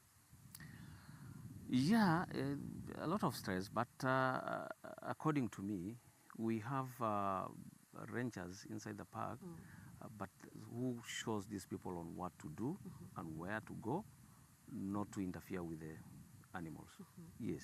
Okay. We have units, several units. We have the animal and anti-animal and harassment unit, which is purposely their work is that to make sure the animals are not harassed. Right. We have the operation team who makes the security of the park is perfect. We have also ticketing team. They make sure that you don't just go to the park and bed. Yeah. So the park is well govern. Yeah. Yes. I know we were talking earlier and you said you've been in this sector for 30 years. And I just have to ask you, what is the most incredible thing you've witnessed in the wild? Kariba, I think I love everything in this park. Everything is But there has to incredible. be something that No, stands everything, out. everything is incredible to me. Yeah. Because I came to this park a young man and I'm now old, so I have seen everything. Yeah. Yes. That's it. And then especially the issue of migration, it is in the top at the list. In the list. Yeah. Yes. Also, when it comes to the benefits of this migration, I mean, there has to be some benefits when you speak about the ecological well-being of this park. What benefits do you think this migration brings? Well, first of all, the ecology side, I think when the migration is here, sincerely, the cats are doing better. Right. And the cats can multiply because easy food for them, easy to bring up the cubs, no a lot of stress for the cubs. And I think it's good for the migration being here, for especially the carnivores. Yes. Because that also means they do not stray outside the park in search of food. Yes. Aha. Yes. Okay. Yes. Okay. Yes. And that brings me to the other point of human-wildlife conflicts. How common is it here? And if not, how have you managed to reduce it? Well, human-wildlife conflict is not very common. It is there, Yeah. but not very common. But what we do is we attend to distress immediately when something happens. We educate our people to keep away from animals. So, you know, educating people means a lot to them, Right. because they will know the danger and what to do and where to go. Right. So, because our people are doing also conservation, they understand all this. It is easy to educate them issues on human-wildlife conflict. So we have a team also for that, going around to make sure that we reduce human-wildlife conflict in our areas. Yes. Okay. Yep. And just as we approach now the end of our interview, I also wanted to know when it comes to the conservation, because what affects, for example, you talked of the rhino, which is a very rare species that you have here. And these rhinos, do they go to Tanzania or are they largely on the Kenyan side? Well, they do. They do go. Yeah. They do go. Yeah. But what is there, we do ear notch, put the marks on the ears Right. of our rhinos. Yeah. So we can easily identify when they go to Tanzania. And also the Tanzanians, because of the good collaboration, they report to us. Okay. And we last year, we also put chips in their horns for easy monitoring. So I can monitor in the office where the rhino is. So if it is in Tanzania, the gadget will tell me that this rhino has crossed the border. So they cross, they do. But we have a very, very good relationship with the Tanzanians. So they have also managed to have a rhino unit on the other side as we have. Okay. So the both rhino units collaborate and get information from each other. Okay. Yes. And also that collaboration, I would imagine, extends even beyond just animal protection. When it comes also to, like you said here in Kenya, you do a lot of community awareness. You know, that as well happens on the other side. Well, I think so. I think so. That's another government. Right? But you would hope that it happens so that the animals don't get killed on the other side. Yeah. Okay. Yes. How, for 30 years, you've been here, you've watched Masai Mara grow what it is. Looking forward, what would you like to see happen for the next generations of Kenyans that will come? What would you like them to do feel has not been accomplished yet? Well, this is an asset to the Maasai community and to the country. Right. just want to see Masai Mara is protected well Yeah. for future generations. Now, where the government of Narok County taking this path, Yeah. it's on the right track. Right. We have a working government, very serious in conservation. So I would like to see the Mara there when I'm there. That is very good. And finally, also, the animals that, because a lot of people want to see the lions and they want to see the migration. What are the other unique animals that people don't tend to talk about too much, but you think people can also be interested in seeing? What are some of those animals? Well, because we have all the animals here in the park, I would like them to be interested in seeing other small species. Yes. Yeah, because we have all of them. Right. Yeah. Okay. Well, thank you very much for your time this afternoon. You've given us plenty of information about the Masai Mara, and next time, as people come here, they'll get to know these do's and don'ts that are actually made known to you right at the entrance of the gate before you get to the Mara. Thank you very much for your time this afternoon. Thank you very much, Yes, Karime. asante, as we say in Kenya. Asante, asante. And so, yeah, our coverage continues live from here, the Masai Mara National Reserve. I am now handing you to my colleague, Jerry. He's on the other side. Let's hear what Jerry has to tell us, what he's been up to for the last 30 minutes or so. Jerry.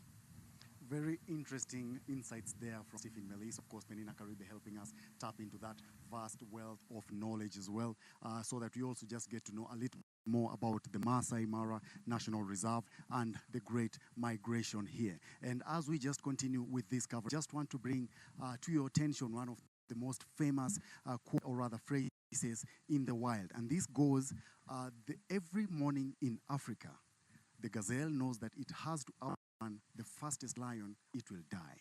And every morning in Africa, the lion wakes up knowing it has to outrun the slowest gazelle, or it will be killed. That basically sums up life in the wilderness. And the Masai Mara gives a whole feel of life in the wild.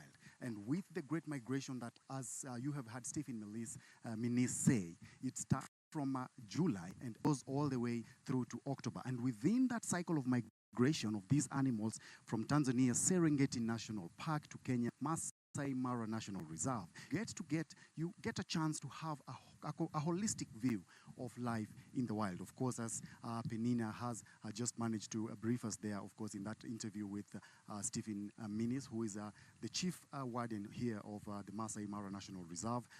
It's not only the wildebeests that make this migration, but you also have other animals like the zebras and the antelopes. Something that is very interesting there, if you pick that conversation, is that more than 3 million animals make that journey between Tanzania's Serengeti National Park and Kenya's Masai Mara National Reserve. I am still on the banks of the Mara River, and as we had mentioned earlier, this is one of the places where you will find the most spectacular events of the migration calendar. As the animals move from one side of the river to the other side of the river, this is the place where now they come face to face with the crocodiles. The land is not safer for them as well, because we have a multiple number of the animals as well there. We have the predators like lions, we have leopards, we have cheetahs, we have hyenas, and other animals that want to predate on these animals as they make this journey.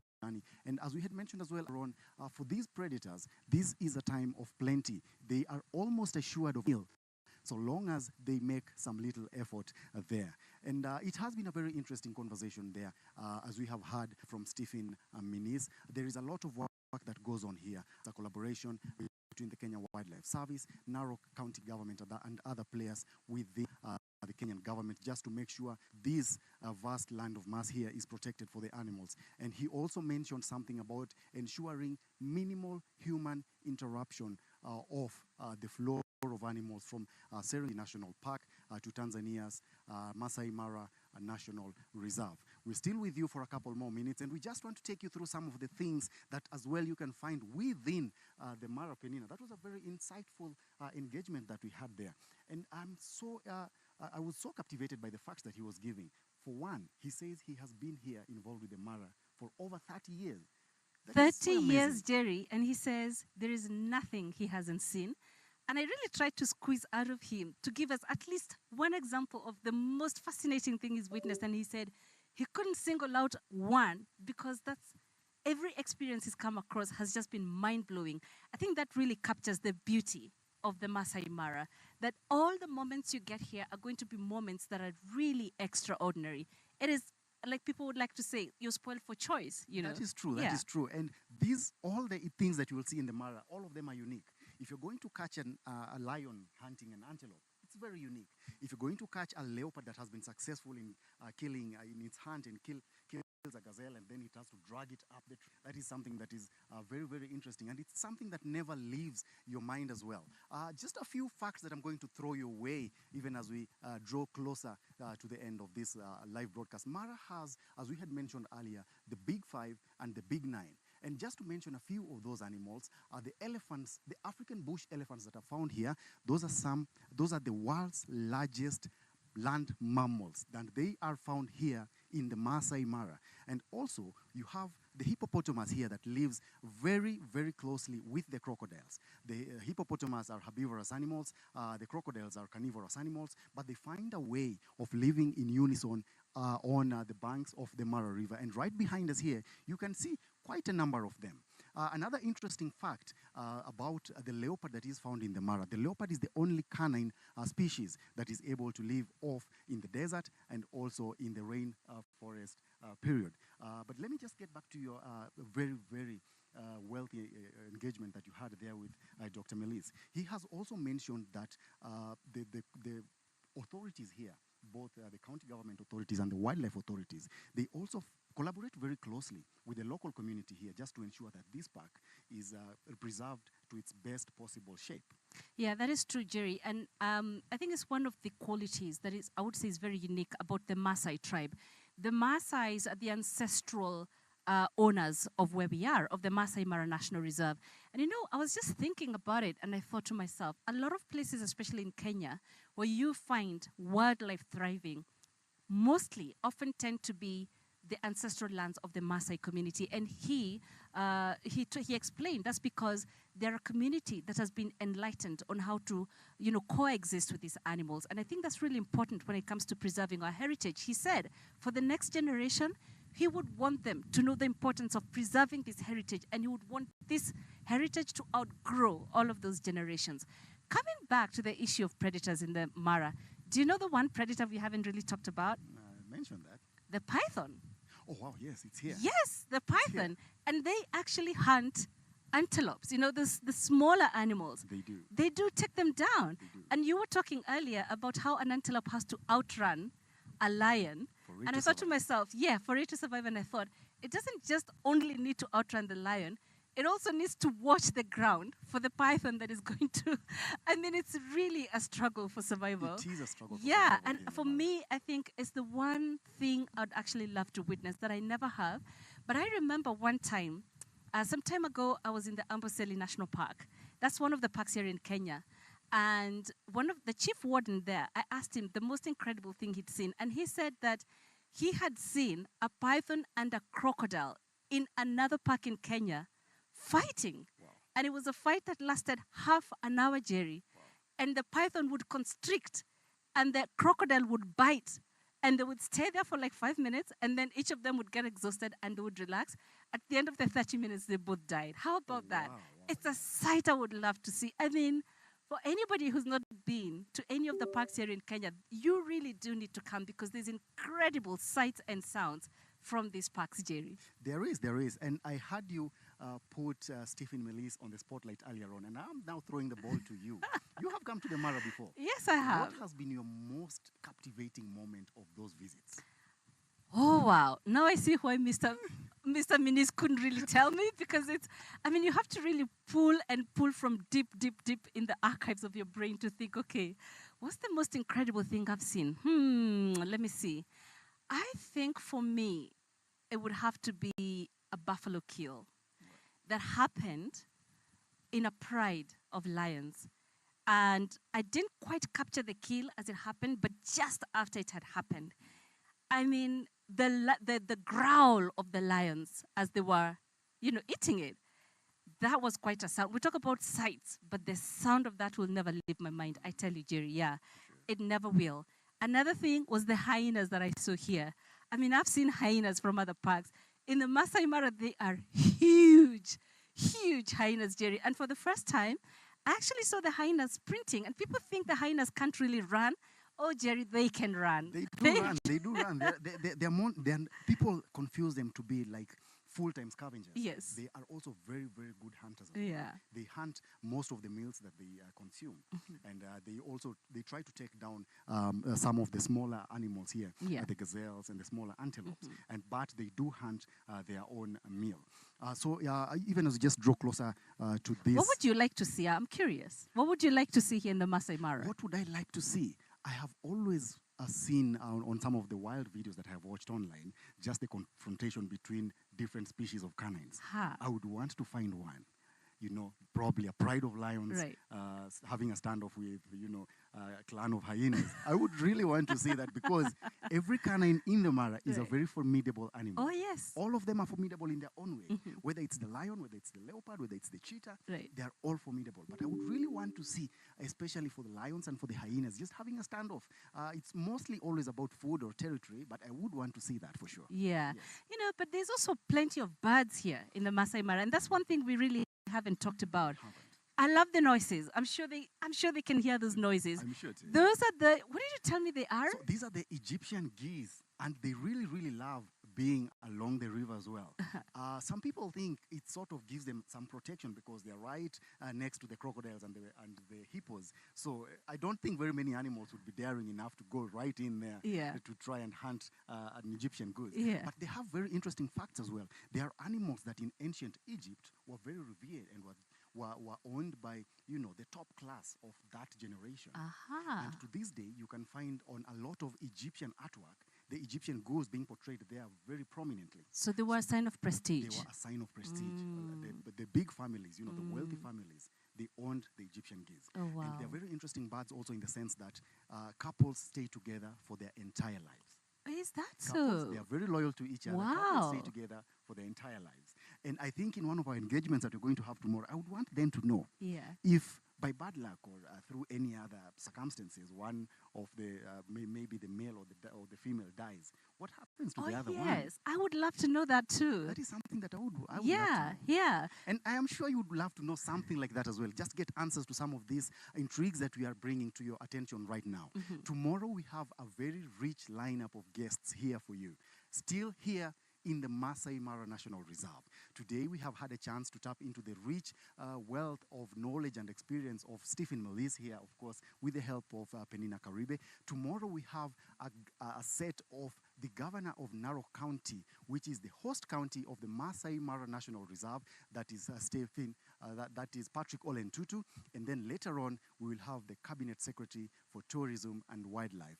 Yes. I'm actually looking forward to that. What I love about the governor is that he actually is a Maasai. I can imagine the wealth of information he must have. For sure. I'm curious to know how the tribe knows so much about these animals, because it's the one tribe in Kenya that is known for being fearless, that is known for, as they say, walking with the lions, Yeah, I think just on a personal note, I'd want to know the stories that were passed down generation in his tribe about how they dealt with these animals, and even now how they're dealing with it as the community becomes more and more, enlightened, and their children are now going abroad.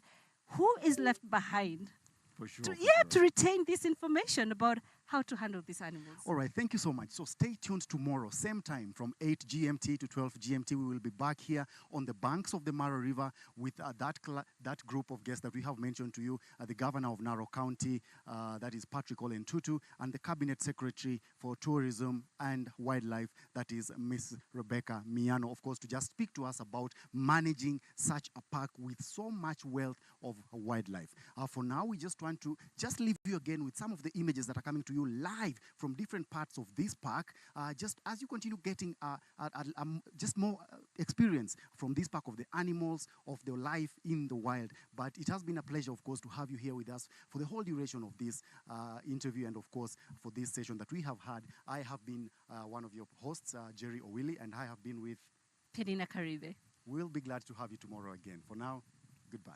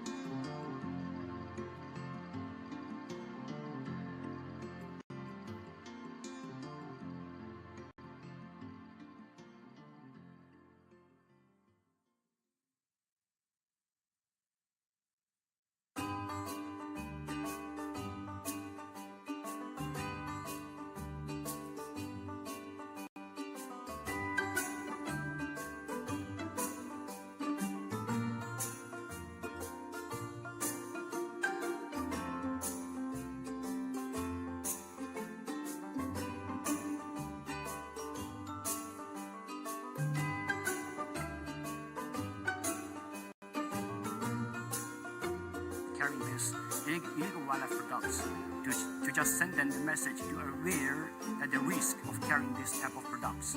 So as a reminder. as a reminder, yeah. So that is why, by working with the government,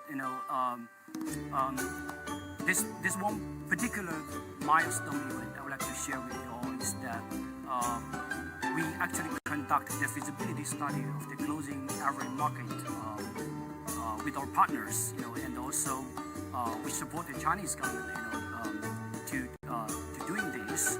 So which leads to the closing the ivory ban of the Chinese market. The ivory ban of the Chinese market in the 2017. So the Chinese government announced this big news, ivory ban, to the global, which is a huge commitment to the protection of the elephants in Africa, and it's a symbolic event which